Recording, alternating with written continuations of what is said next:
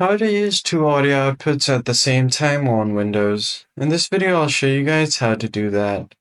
First thing you have to do is go to your settings menu, right click on the start icon, open up your settings. Once you do that, go to your sound settings. You can go to system, go to sound. Now here you'll find your input and output devices. So if you have multiple output devices, you can select that. So what you're going to have to do is scroll down and go to more sound settings. This pop-up will appear on your screen. Now you're going to have to go to the recording option and you'll find the stereo mix right here. In case your disabled device are not shown, go to recording and then click on show disabled device.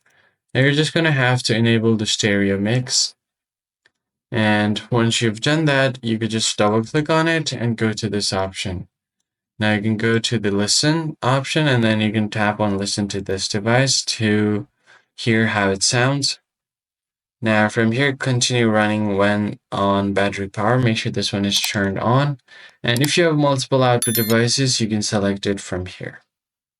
Now once you've selected your other output device, you can go to levels and change the volume levels as well. Click on apply and then OK, and you're good to go. So that's pretty much it, guys. I hope this tutorial was helpful. I'll catch you on the next one.